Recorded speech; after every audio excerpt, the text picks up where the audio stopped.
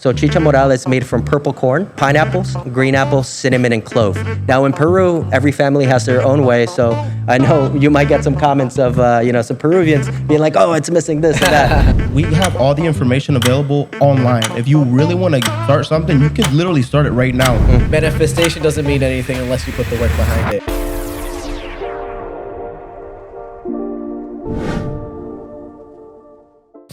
What is up, guys? Welcome to Focus on episode number 23. My name is Louis. My name is Jacob Rodriguez.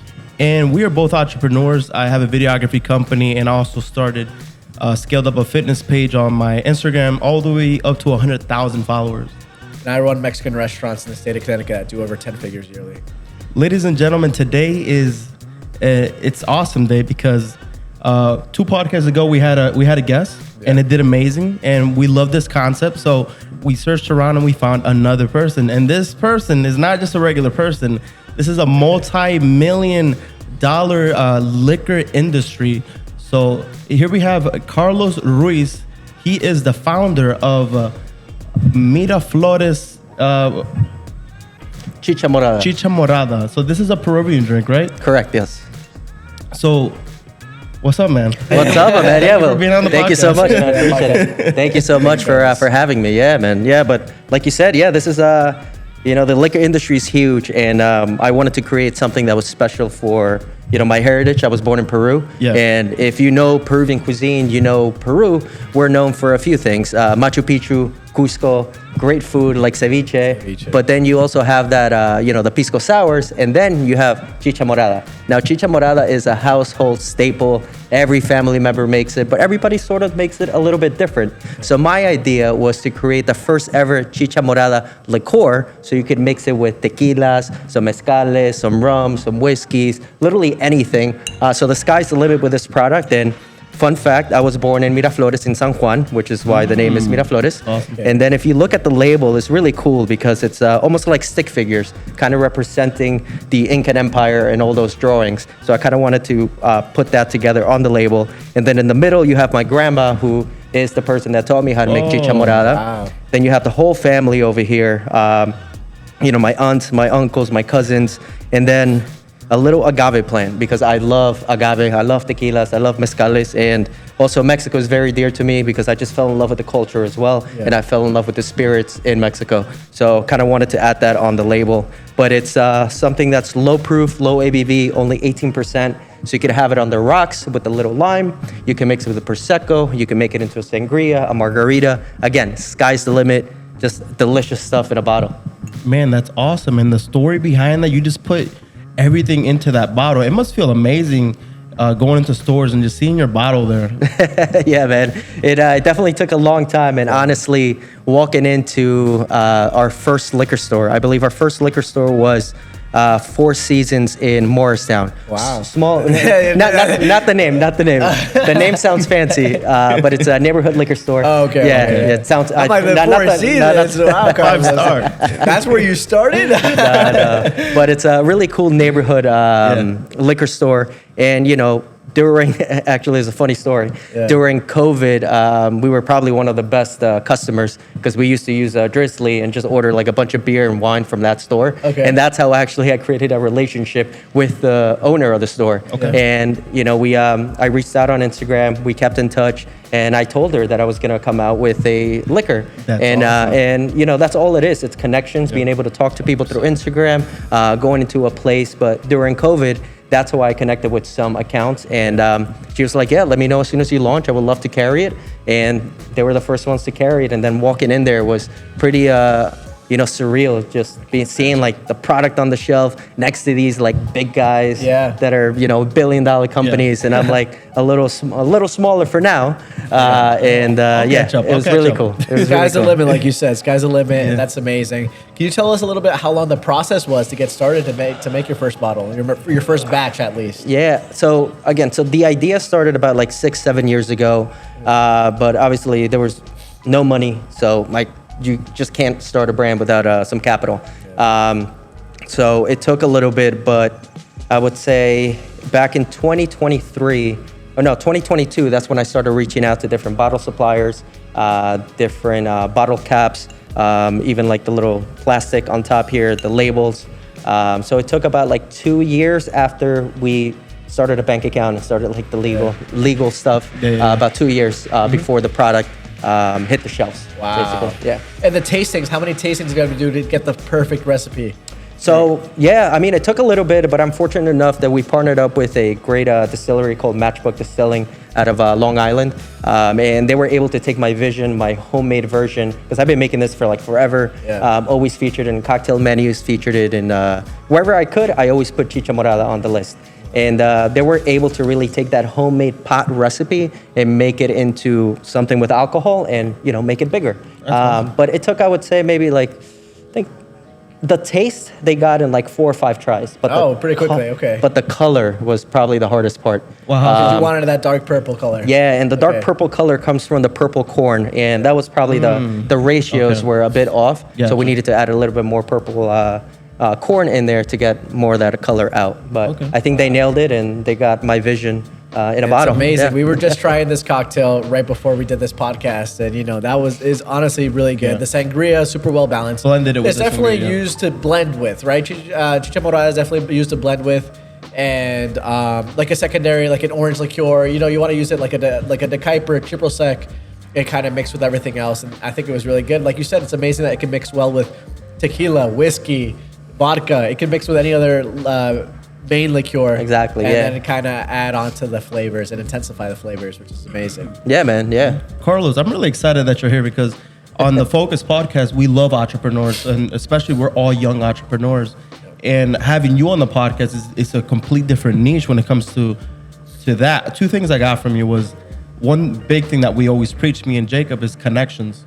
And the more you connect with people, the more stuff that you're going to get in life, right? Yep. And the second thing was... hard work. Yeah, well, hard work and stuff. But we preach that a lot because it's definitely to really scale up any type of business, you have to put the work behind it. Yep. And I was just talking to Carlos, just talking about Luis. It's like manifestation doesn't mean anything unless you put the work behind it. Yeah, so 100%. it's like if you really want to scale up your business, like I remember when we were opening up locations, we want to perfect our hospitality inside the restaurant, for our restaurants at least.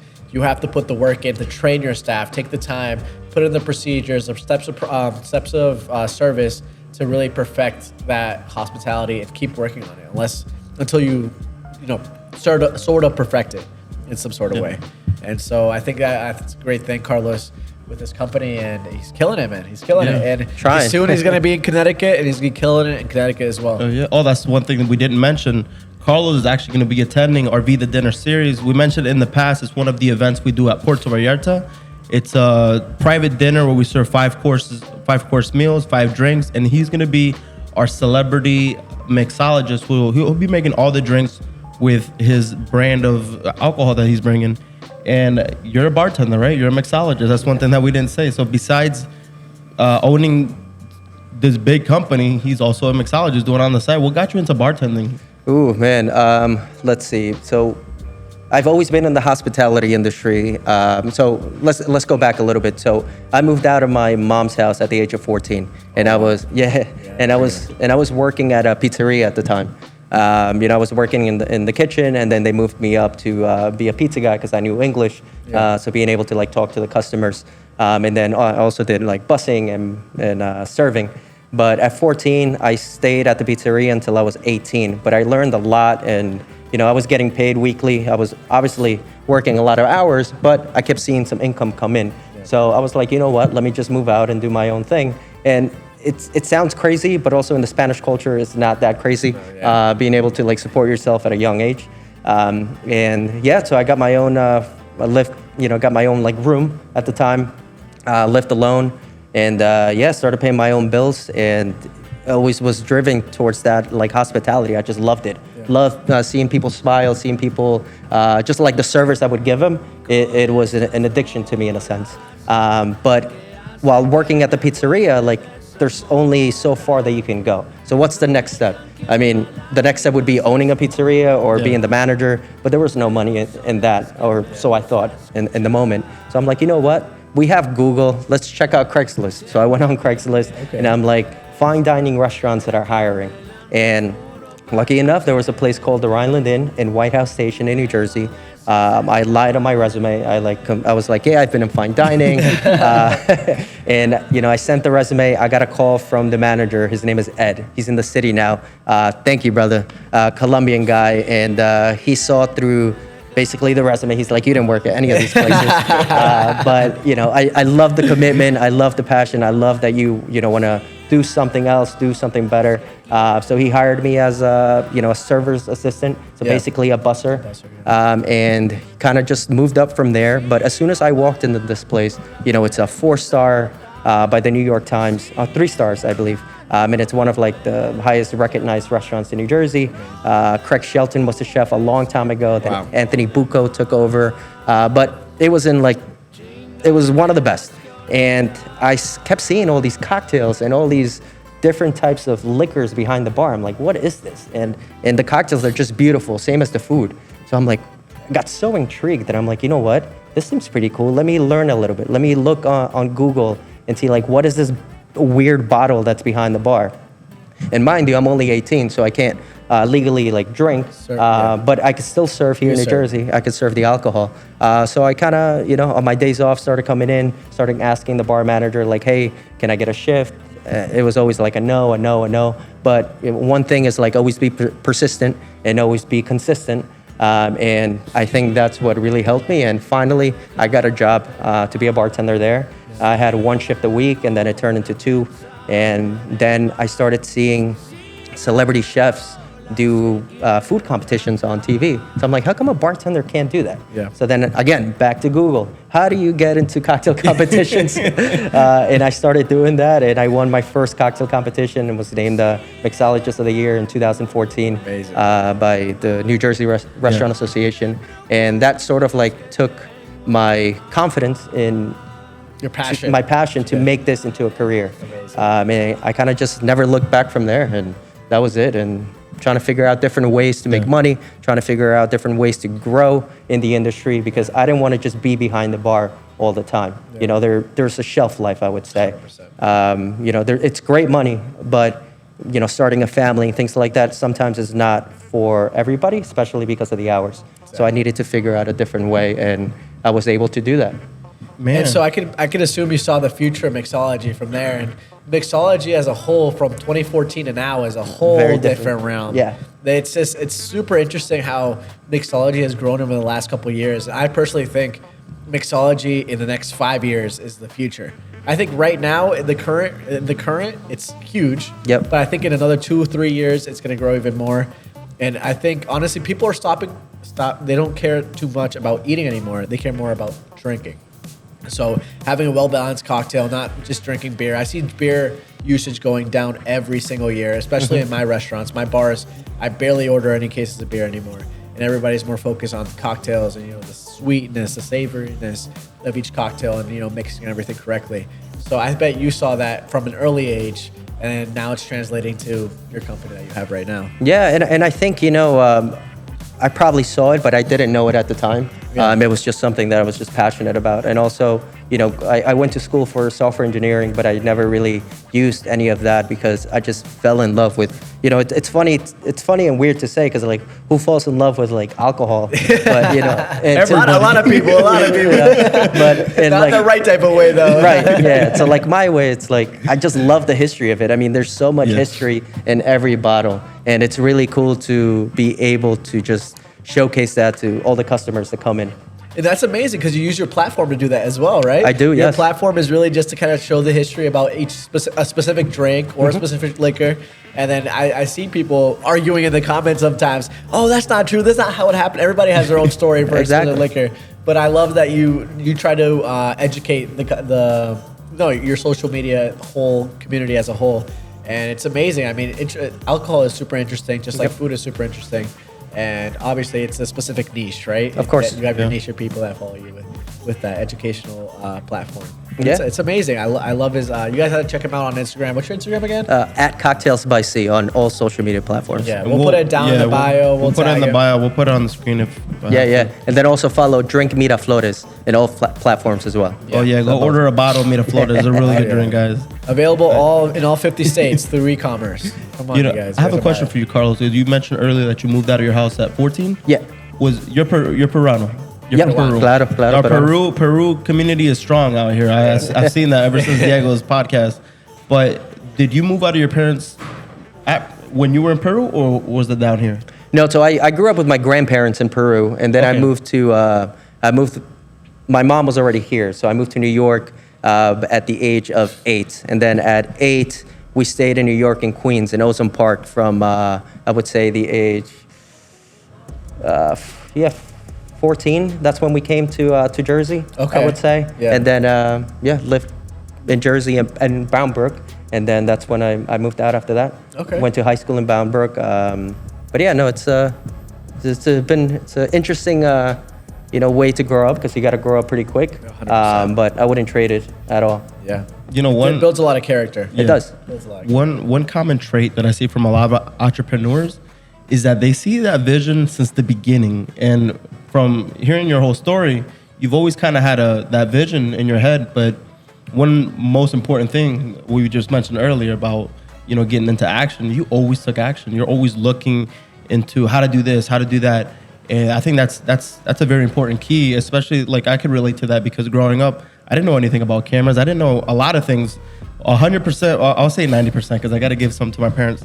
90% of the stuff that I learned was self-taught, was from YouTube. So every time I had a question about anything, I would go up to YouTube. Oh, how do I do this? How do I start a drop shipping company? How do I start with this camera? Or how can I get myself a haircut? And that's something you really take advantage of, and something that a lot of people out here can take advantage of. We're young entrepreneurs, and we have all the information available online. If you really want to start something, you could literally start it right now. Mm-hmm. Whatever question you have, it's on the internet. Go to the internet and start taking action. Emphasize the action, because if you don't take action, you're not going to grow from anything. And that's something that Carlo right here, he was always, he had a vision for himself. He wanted to do something for himself.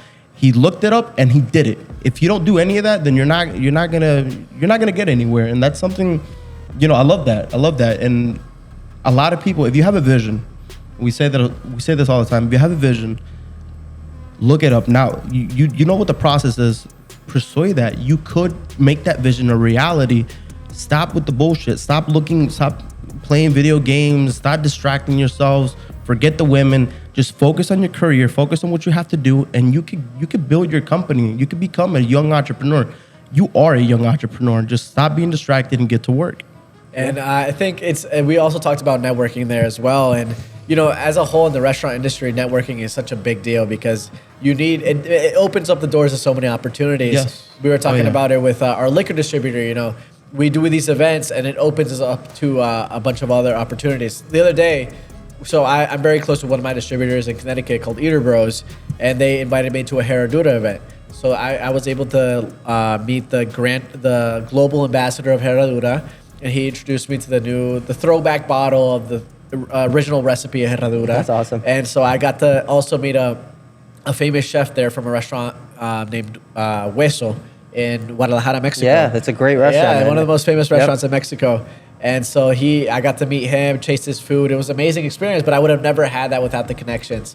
And so I think Carlos as a whole puts the emphasis on that. I think Carlos is one of the nicest people I've ever met. And I just met him like an hour ago. And honestly, he's very open with everything. And I think that's a great personality trait to have. Thank you. And I think, it's going to open so many doors in the future, the way you are. Were you always like that, Thank you. Carlos? Were you always like outgoing like that, your personality-wise? I think so, yeah. I think at a very young age, I've always been pretty, or maybe in the beginning I was shy, but I think I got to give it to, when was it? When I was around like 14, 15, a bunch of my buddies are Colombian. So they took me we used to go to salsa nights every like Thursday and Friday. Okay. And that's where I learned how to dance salsa. And it was, we were partying with like 40, 50-year-olds, but we were breaking it down on the salsa floor. And it was one of the most fun experiences. And I think that also like helped me to come out of my shell a little bit more. But Colombians are born with confidence. That's Those Colombian it, people, yeah. they're born with confidence. I have a lot of Colombians working with me,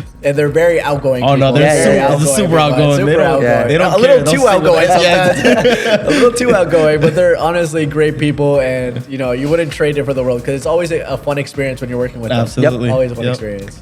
yeah, man. But yeah, no, I just love being just having a good time, not taking yourself too seriously, and just having a fun time with whatever you're doing. Yeah, and so you say you're doing consulting right now for about 100 restaurants this year? No. So that's like in total since starting. Yeah, Yeah. that's still amazing. 100. Yeah. So how many states have you been to do consulting? So Jersey, New York, and Florida. Wow. Yeah. So it's been a lot of fun. When I started the bar consulting business, it's I like the ability to just create different concepts. Yeah. So always like you're Innovating, always inventing new things, which is fun. So you're inventing drinks for bars? Yeah, so I create the cocktail Okay. menus for different restaurants. Then I do all the cost analytics. So the restaurant knows how much money they're spending. gotcha. I put them in contact with the different distributors, suppliers, so they can launch the restaurant with a cool and nice cocktail program and still make a profit. Yeah. It's amazing. Honestly, if I've seen anything, at least in the state of Connecticut, the future is in having a good cocktail program, having that organization, having that consistency, because you can't find consistency anywhere. It's tough. In all 50 states. It doesn't matter specifically in Connecticut. Consistency in using jiggers. I don't know why it's so hard for people to start using jiggers, measuring their drinks, trying their drinks, because sometimes, the lime juice went bad. Yep. Sometimes some of the fresh juices went bad or the agave went bad. And you never know what could really affect the whole experience with the cocktail. Of course. So I think, honestly, we're investing a lot of money right now into a cocktail program, into the perfect glass with everything. And, I think it elevates your restaurant to a whole next level. It really does. I mean, everything starts with the ice, from the water, ice, glass, ingredients to get the final thing. 100%. Yeah. Bro, And he was a part of Bar Rescue. I don't know if you know, he's a star mixologist on Bar Rescue. Yeah. What is that? What's It's a Bar TV Rescue? show, huge TV show. Yeah. Oh yeah. Yeah, so I don't know. You've definitely seen it on TV. You just don't remember the name. It's this tall, angry guy. He's always getting upset That's at people awesome. because they're not running the restaurant correctly. Yeah. And he kills it on there. You want to be on episode season 9, right? Season 9 you were on? Yeah, so you could check me out on season 9. It's on Paramount, which is it's pretty cool, man. It's it's another way to really showcase what I love to do, and it's the same thing, bar consulting. Just now, it's on a bigger platform. Yeah. But I do bar consulting every day. Like that's my main business, and now this is becoming my other business. main business. There So we it's interesting, but it's again fun. 100%. Where do you see yourself in the next 5 years with this liquor company? Ooh, I mean, so starting a liquor brand, it's not something that you make money right away. This is a 5 to 10 year process. Yeah. So in 5 years, hopefully we're at a point that, now we're with bigger distributors in Florida, California, South Carolina, and like those main hubs where the food and cocktail scene is very prominent. Yeah. So we'll see where we are. I'm kind of taking it slow. We have no investors, so it's all homemade, right? Yeah, it's all homemade. It's also a product that not a lot of people have heard of before. Yeah. So if you've never heard of chicha morada, so chicha morada is made from purple corn, pineapples, green apples, cinnamon, and clove. Now in Peru, every family has their own way. So I know you might get some comments of some Peruvians being like, "Oh, it's missing this and that." But this is the version that my grandma taught me how to make, and I tweaked it a little bit because it's made for the bar. It's made into an alcohol so you could drink it and mix with it. So I had to tweak a little things, and typically chicha morada has a lot of sugar. This is no extra sugar added. It's all natural from the fresh pineapples and the fresh green apples. So that's another cool selling point. And nowadays, the new generation is actually, they're drinking less, but they're drinking quality. So 100%. people are willing to pay a little more for quality ingredients. And having this being all natural, quality, and unique, and it tells a story. It's not just like,